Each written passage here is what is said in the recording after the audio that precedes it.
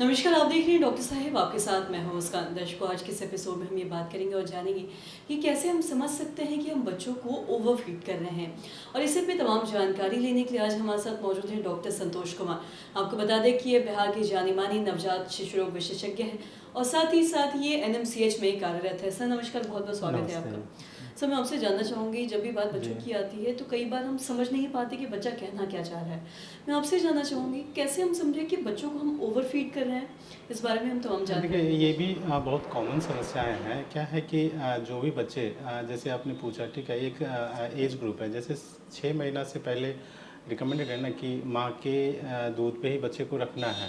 तो कई सारी माताएँ काफ़ी कॉन्शियस होती है कि मेरे बच्चे का वेट गेन नहीं हो रहा है, उसको बार-बार फीड कराना, अपना फीड के साथ-साथ ऊपर का भी दूध देना।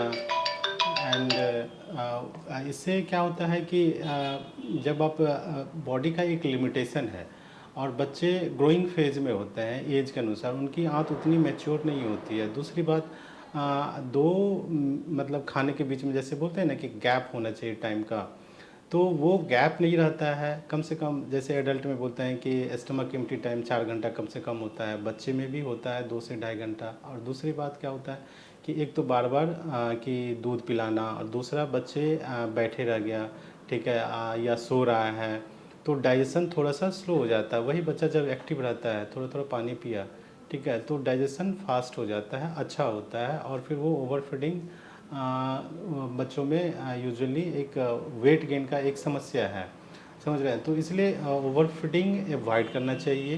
एंड ओवर फीडिंग करने से गैस बनता है, या कभी कभी बच्चों में लूज मोशन भी आप देखेंगे, चूँकि इंडाइजेशन होगा तो ये सारी समस्याएं होना आम सी बात है बच्चों में। तो कोशिश करना चाहिए कि ओवरफीड ना कराएं। एज पर उसका मॉनिटरिंग अपने नज़दीकी शिशु रोग विशेषज्ञ से मिलना चाहिए, फीडिंग का उनसे एडवाइस लेना चाहिए। एंड ये देखना चाहिए कि हमारा बच्चा समय के अनुसार वज़न जो बढ़ना चाहिए अप्रोप्रिएटली वो बढ़ रहा है या नहीं। दूसरी बात, फीड पे ध्यान रखना चाहिए कि आप बच्चे को जब अपना स्तनपान करा रही होती हैं माताएँ, तो कम से कम 2 से ढाई घंटे का गैप होना चाहिए, ठीक है। और कई बार बच्चे नहीं भी लेना चाहते हैं फीड, उसको जैसे सो के उठा और तुरंत आप फीड दोगे, तो ऑलरेडी सोने से एक्टिविटी कम है, तो डाइजेशन उतना फास्ट नहीं हुआ, तो वो उतना अच्छे से दूध नहीं लेगा। लेकिन माताएं ऊपर से दूध देने की कोशिश करती है, तो ये ओवरफीड है। और आप देखेंगे कि उसके मुंह से फटा दूध भी बच्चे के मुंह से आता है। तो इन चीज़ों को थोड़ा सा अवॉइड करना चाहिए। ओवरफीडिंग ऑन डिमांड ही देना चाहिए। जब बच्चे कुछ साइन होता है बच्चों में, जब बच्चों को, नवजात शिशु को भूख लगता है, तो आप देखेंगे कि माँ की ओर देखना, तो हल्का सा रोना, या फिर उंगली या अंगूठे चूसना, तो समझ लीजिए कि उसे भूख लगा है, तब आप पिलाइए on demand. Over feeding usually avoid करना चाहिए।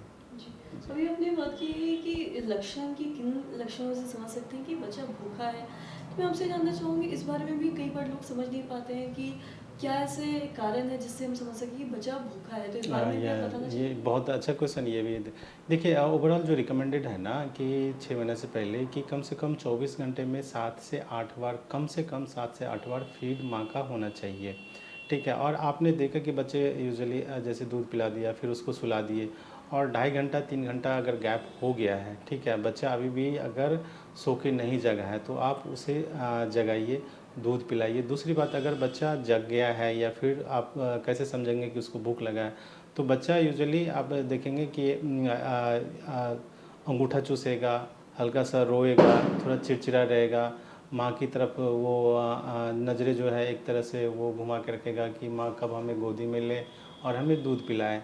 तो ये समझ लेना चाहिए कि ये एक साइन है। जैसे ही बच्चा हल्का रोने लगे, हाथ मुँह चूसने लगे, तो वो आप उसे तुरंत इमीडिएटली दूध देना चाहिए। जी। सर बहुत बहुत शुक्रिया तमाम जानकारी देने के लिए। Thank you. तो आशा करते हैं दर्शकों कि आप भी ये समझ पाए होंगे कि किन लक्षणों से आप ये समझ सकते हैं कि आप बच्चों को ओवरफीड कर रहे हैं या फिर ज़्यादा खिला रहे हैं। और साथ ही साथ हमने ये भी जाना कि क्या ऐसे लक्षण है, सिम्टम्स है जिससे आप ये समझ सकते हैं कि बच्चा भूखा है। तो आशा करते हैं दर्शकों की जो तमाम जानकारी है आपके लाभदायक रही हो। तो आज की इस वीडियो में इतना ही। अगर आपने अब तक हमारे चैनल को सब्सक्राइब नहीं किया तो तुरंत कर ले, साथ ही हमारे फेसबुक पेज को लाइक करें। वीडियो देखने के लिए आपका धन्यवाद।